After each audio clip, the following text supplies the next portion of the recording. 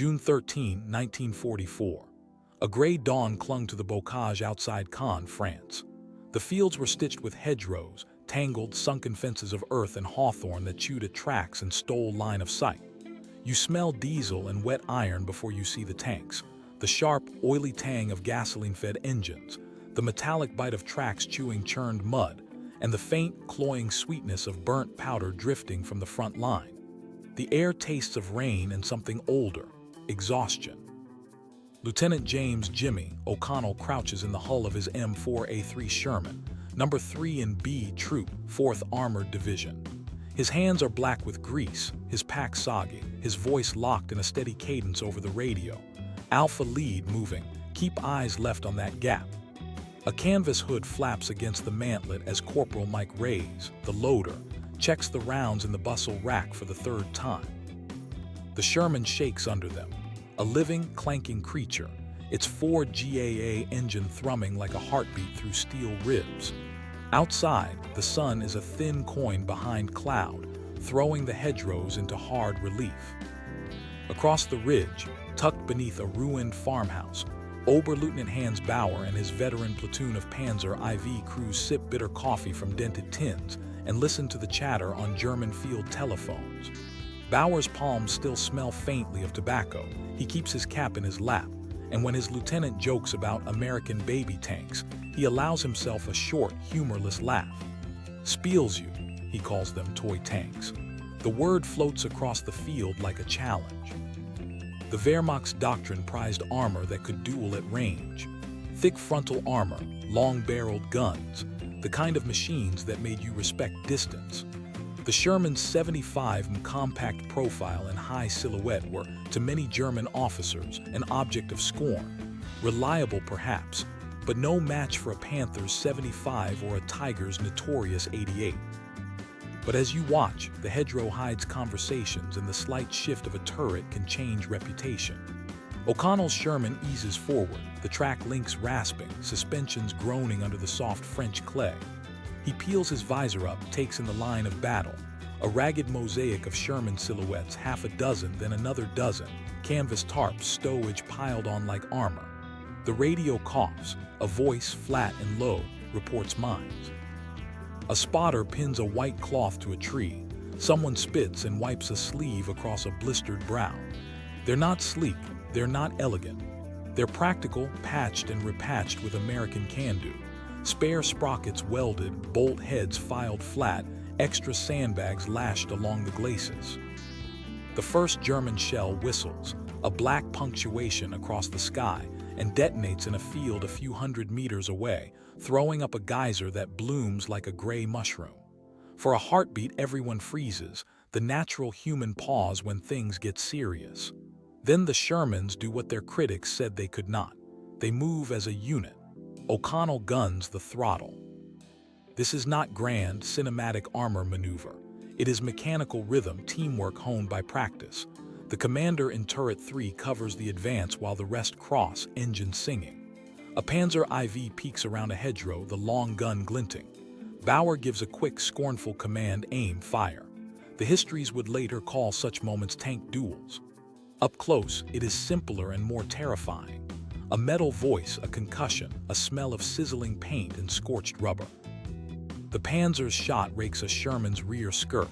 It staggers, the right track throws, but it keeps moving on the other, Rays wrestling with the gear until the driver lurches the hull over the crest. The crew bails smoke, checks the tank like a wounded animal, and then presses on. A German non-commissioned officer, Sergeant Karl Weber, paces, a cigarette stub stuck behind his ear. He watches as Sherman after Sherman trudges through craters, repairs made in minutes, tracks put back on with the grunt of men and their pry bars, engine panels popped and resealed with baling wire and a shrug. Where officers on both sides have polished expectations, the battlefield keeps different accounts. Bauer's mocking tone softens into something like calculation. The Shermans are smaller, yes. Their 75 will struggle against heavy frontal armor at depth. But the Americans have what the Germans often lack here: numbers, coordination, and the stubborn habit of not quitting a lane. Each Sherman that lumbers past is a logistical victory in miniature. Spare parts, fuel and jerry cans clattering in the stowage, extra men who will climb out and fix what is broken. You can feel the shift in the air as a column of 9 Shermans pushes a flank. The hedgerow erupts in smoke, and the ground sings under a barrage as infantry and tanks work in rough, improvisational harmony. A British artillery observer's voice barks coordinates into a handset. An American captain calls a smoke screen. A Sherman switches to a high-explosive round and fires point-blank into a farmhouse full of German sappers, their shocked faces reflected in broken glass. These are not heroic one-on-one kills. They are grinding, pragmatic contests where survival and supply win as often as marksmanship. O'Connell wipes sweat from his brow and thinks of home, scrapbooks and a younger brother who couldn't understand why a man would choose a machine over a desk. He thinks of maintenance bays back in England, of nights spent changing oil and hunting a gearbox until it sang.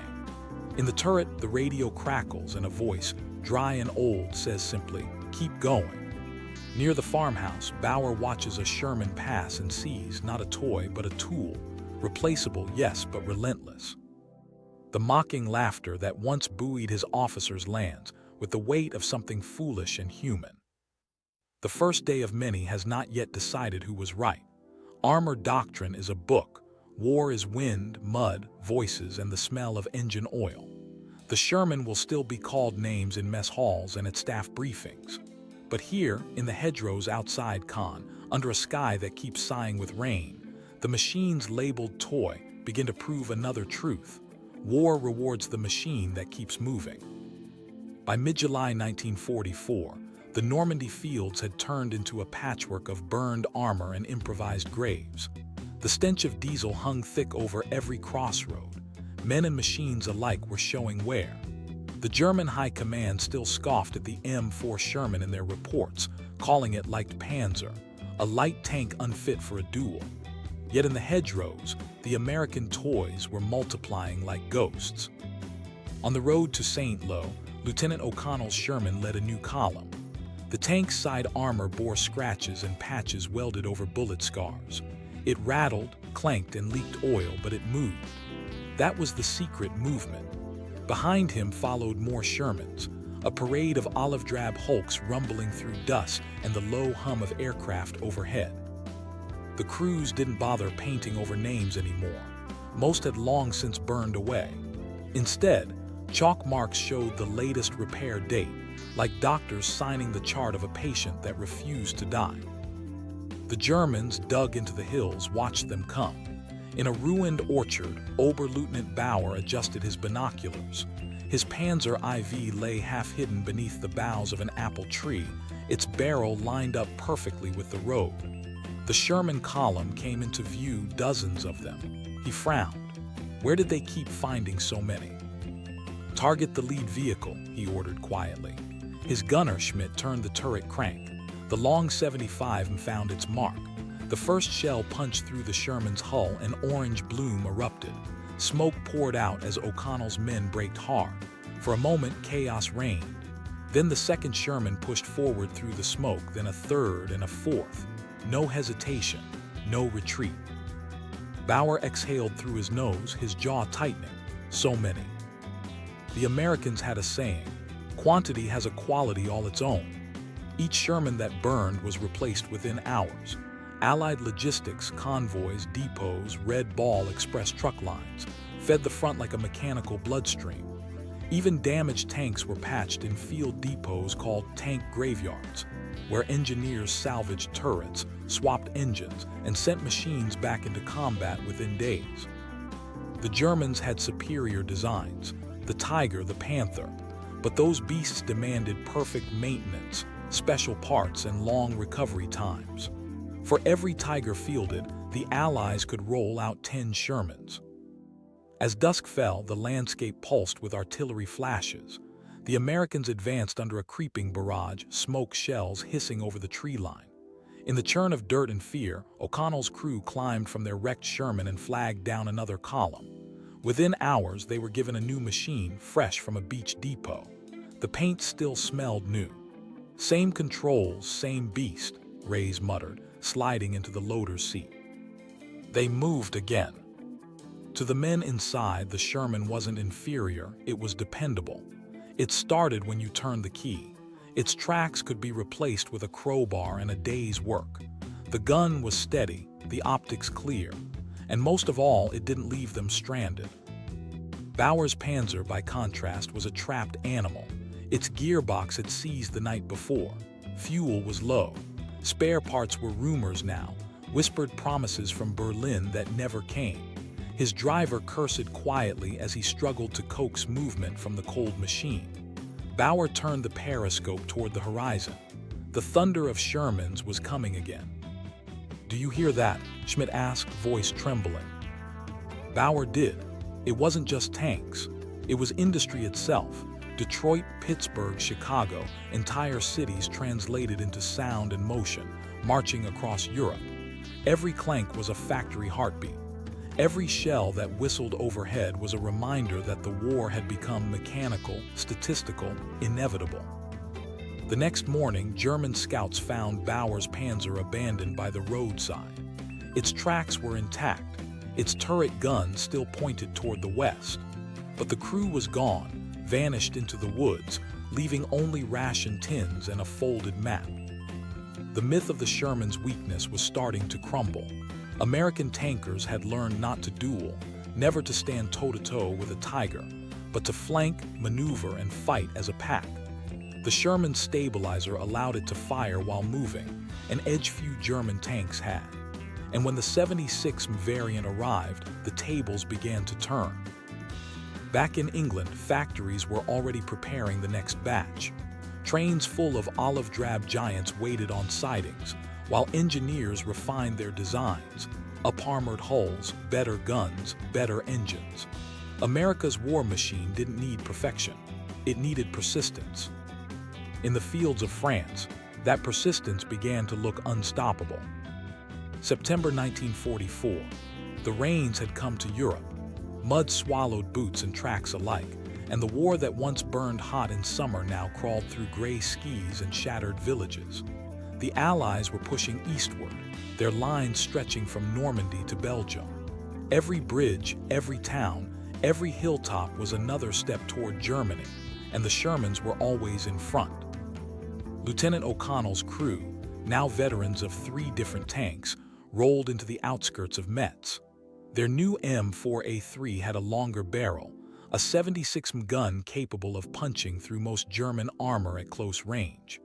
The men had learned to respect the enemy's firepower, but they had also learned something more important: how to survive. "Keep moving, don't give him a clean shot," O'Connell said over the intercom. His voice was steady, worn smooth by repetition. Reyes, the loader, grinned wearily. Same sermon, different church, Lieutenant. Ahead, the streets were narrow, lined with stone houses half collapsed from artillery fire. Every corner could hide a Panzerfaust team. The Shermans advanced in pairs, covering each other, infantry hugging the walls beside them. It wasn't glamorous warfare. It was gritty, methodical, learned from blood and mistakes. In a nearby bunker, a German officer named Captain Klaus Reinhardt studied his map. His armored company, once proud and full of Panzers, was now a fraction of its former strength. Fuel shortages had grounded half their machines. His remaining Panthers guarded the approach to the Moselle River. He remembered the laughter of his comrades in 1942, mocking the tin coffins the Americans built. Now, that laughter was gone. Reinhardt had seen what happened when the Shermans arrived, not as a few tanks, but as an army of steel. They came with artillery, air cover, and endless fuel. The sky itself seemed to belong to them, P-47 swooping low, strafing anything that moved. For every Panther lost, replacements were weeks, sometimes months, away. For every Sherman lost, 3 more seemed to appear the next day. That afternoon, O'Connell's tank crested a ridge outside the village. Through binoculars, he saw them, 2 Panthers dug in near a stone wall. He radioed his platoon. "Panthers at 1 o'clock, hull down position. We'll flank left." The Shermans split formation, one squad drawing fire while the others maneuvered along a wooded slope. German shells screamed overhead, kicking fountains of dirt into the sky. One Sherman took a direct hit, its turret popping open in a flash of flame. The rest pressed on, their treads chewing mud and roots until the flank opened wide. Ray slammed another round into the breach, high velocity loaded. "Target locked," the gunner said. "Fire." The recoil rocked the entire tank. The shell hit the side of the first Panther, armor peeled like paper, smoke pouring from its hatches. The second tried to pivot, but another Sherman had already lined up the shot. 2 hits later, the Panther burned, its black column of smoke marking another wound in the German line. Reinhardt watched from his command post. The radio crackled with reports, positions lost, tanks destroyed, infantry falling back. He lowered his headset and looked out the slit window. The fields were alive with Shermans, their engines droning like an unending tide. He realized, as Bauer once had, that Germany wasn't losing to superior machines. It was losing to a nation that could build faster, repair quicker, and replace what was lost without pause. By November, the Allies had reached the Siegfried Line, the heavily fortified belt guarding Germany's western border. The Shermans had changed again, wider tracks for winter mud, extra armor plates welded by hand, and improvised stowage that made every tank look like a traveling scrapyard. Inside, men huddled in cold steel compartments, eating rations by the dim light of dashboard bulbs. They joked about their death traps, but none wanted to fight in anything else. The Sherman was home, ugly, loud, and loyal. When the first American units breached the dragon's teeth of the Siegfried Line, the German defenders were stunned at how quickly the Shermans adapted. Bulldozer variants pushed through minefields. Rocket-equipped Calliope Shermans unleashed swarms of projectiles that blanketed fortifications. Engineers followed close behind, clearing paths while infantry rode the tank's decks under fire. For the German officers watching from pillboxes, the sight was surreal. Endless green columns grinding forward, spewing exhaust and defiance. The so-called toy tanks had grown into a storm of metal. And as the smoke rose over the Rhine, the last vestiges of mockery faded, replaced by a silent, grudging respect. March 1945. The night sky above Remagen glowed orange with the reflection of burning towns. The Allies had reached the Rhine River, the last great natural barrier before the heart of Germany. The air stank of oil, cordite, and fatigue. For the tank crews, this was no longer a campaign. It was endurance made of grease, noise, and faith. Lieutenant O'Connell's unit had been on the move for 16 hours when they saw it, the Ludendorff Bridge still standing, silhouetted against the firelight. "That's our road home, boys," he muttered into the headset. On the other bank, tracer fire stitched the dark like white-hot embroidery. German artillery barked from the hills. The first shells landed close, too close, throwing showers of river mud over the Shermans lined along the shore. Engineers rushed to the bridge under machine gun fire, laying steel plates and cable supports. And still, the tanks came. O'Connell's Sherman was one of the first to cross. The bridge trembled under 40 tons of steel, the river roaring below. Each foot forward was a test of nerve. The deck creaked, bolts screamed, and the sound of collapsing girders echoed somewhere behind them. Overhead, Allied fighters dove through the smoke, strafing German batteries with machine gun fire. On the far side, the Sherman platoons fanned out, tracks grinding through the ruins of a riverside village. The resistance was scattered now, small pockets of diehards armed with Panzerfausts in desperation. The once-proud Wehrmacht was running out of fuel, tanks, and time. Among the defenders was Captain Reinhardt. His Panthers were gone, his men reduced to half strength.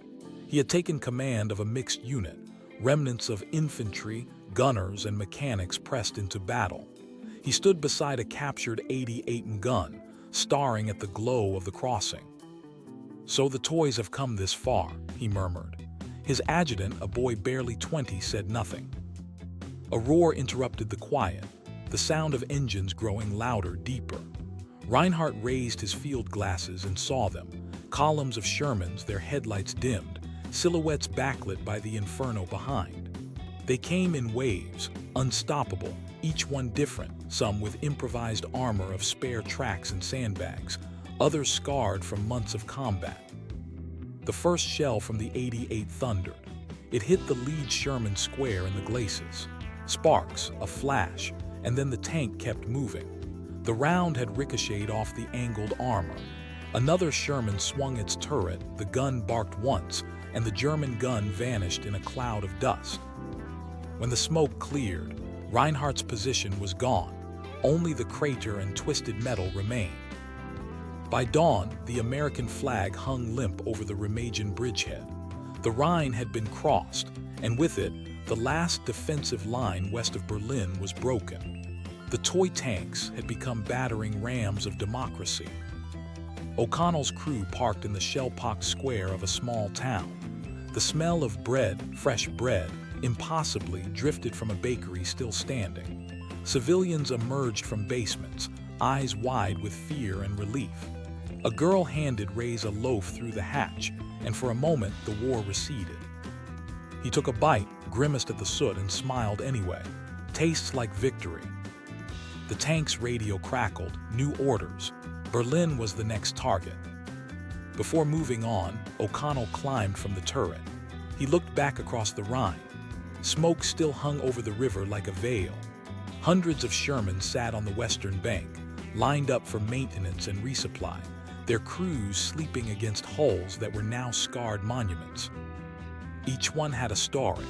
Each one had burned and been reborn through the relentless machinery of war. The laughter of German officers, once sharp and confident, had long since faded into the echoes of retreat.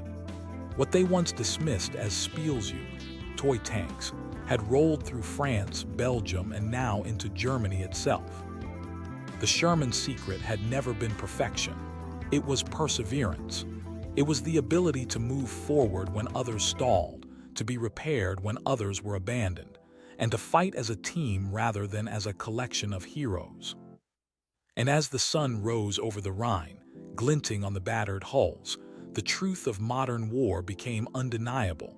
Victory didn't belong to the best tank on paper, but to the one that never stopped moving.